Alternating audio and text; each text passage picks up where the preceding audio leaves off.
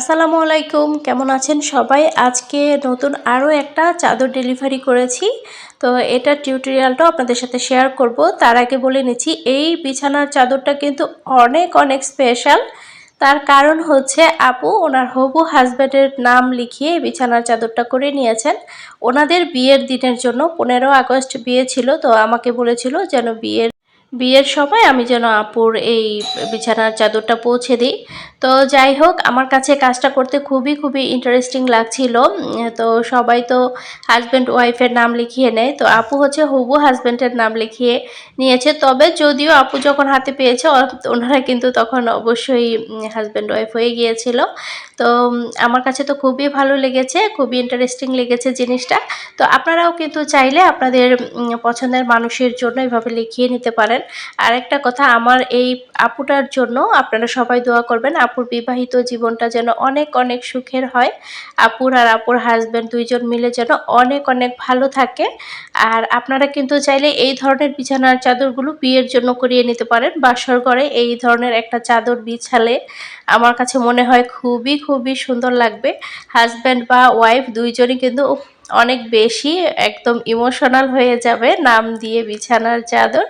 তো খুবই ভালো লাগবে, যাদের লাগবে অর্ডার করতে পারেন চাইলে।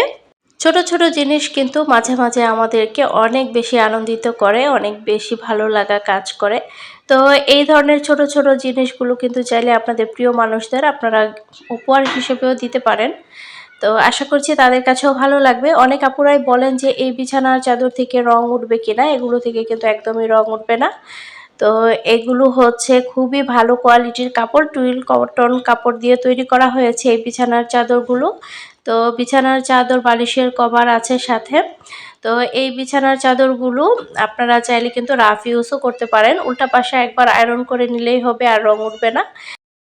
তো বিজনেসের পাশাপাশি কিন্তু সংসারের কাজও পুরোদমেই চলছে, আপনাদের সাথে হয়তো বা শেয়ার করা হয় না এখন, অনেক বেশি ব্যস্ততার কারণে দেখা যায় মোবাইলের গ্যালারিও ফুল হয়ে যায়, যেহেতু অর্ডারের কাজ, বিজনেসের কাজ সব কিছু হচ্ছে ভিডিও করতে হয়। অনেক সময় গ্যালারি ফুল হয়ে যায়, আবার অনেক সময়ভাবে সময় করে ওঠা যায় না। তো আজকে হচ্ছে বিরিয়ানি রান্না করছি, এটা রাতের বেলা। তো পার্সেল ডেলিভারি করে এখন রাতে হচ্ছে বিরিয়ানি রান্না করছি। তো সবাই রাতে খাবো। আর ছুটির দিন ছাড়া বিরিয়ানি বা ভুনা খিচুড়ি রান্না করলে দেখা যায় রাতের সময় করা হয়, যেহেতু রাতে সবাই একসাথে খাওয়া হয় সেজন্য। আর বিরিয়ানিটা রান্না করেছি সকালবেলা জাইফাকে টিফিনেও দিয়ে দেওয়া যাবে। বিরিয়ানি রান্না করলে দেখা যায় মাংস রান্নাটা যদি মজা হয় তাহলে বিরিয়ানি রান্নাটাও মজা হয়। তো আমার মাংস কিন্তু প্রায় শেষের দিকে রান্না, দেখতে পাচ্ছেন খুব সুন্দর হয়েছে কিন্তু। আর এদিকে হচ্ছে আমি আজকে বিরিয়ানিটা রাইস কুকারেই করব।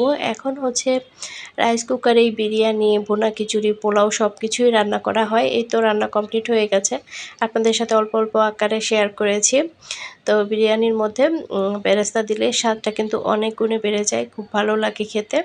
এখন পর্যন্ত যারা আমার ভিডিওর সাথেই আছেন তারা ভিডিওতে একটি লাইক দিয়ে দিবেন, চ্যানেলটিতে নতুন হয়ে থাকলে চ্যানেলটিকে সাবস্ক্রাইব করে দিবেন দয়া করে। আর যারা সাবস্ক্রাইব করেছেন সবাইকে অসংখ্য ধন্যবাদ জানাচ্ছি। তো চ্যানেলের অবস্থা খুবই খুবই বাজে, একদমই রিচ নাই, একদম রিচ ডাউন হয়ে আছে। তো আসলে খারাপই লাগে, অনেক শখের একটা চ্যানেল এভাবে দিন দিন রিচ ডাউন হয়ে যাচ্ছে। তো নিয়মিত ভিডিও দেওয়ার চেষ্টা করছি, আসলে ওইরকমভাবে এখন সময় সুযোগ হয়ে ওঠে না, যেহেতু বিজনেসটা নিয়ে অনেক বেশি ব্যস্ততার মধ্যে আছি। তবে ইউটিউবেও আমি কন্টিনিউ ভিডিও তো শেয়ার করে যাব, যেহেতু আমার শখের চ্যানেল। তো আজকে রান্নাটা কিন্তু অনেক বেশি মজার ছিল, একদমই অল্প সময়ে ঘরোয়া মশলা দিয়ে কিন্তু আজকে বিরিয়ানিটা আমি রান্না করেছি। মাশাআল্লাহ খুবই খুবই টেস্ট হয়েছে, বাচ্চারা তো অনেক পছন্দ করেছে। তো আপনাদের কাছে বিরিয়ানি কেমন লাগে, কার কার পছন্দ, চাইলে কিন্তু কমেন্টে আমাকে জানাতে পারেন। আর এখন যদি কমেন্ট করেন তাহলে কিন্তু বুঝতে পারবো কে কে ভিডিও শেষ পর্যন্ত ছিলেন। তো আজকে এখানেই শেষ করছি, আল্লাহ হাফেজ।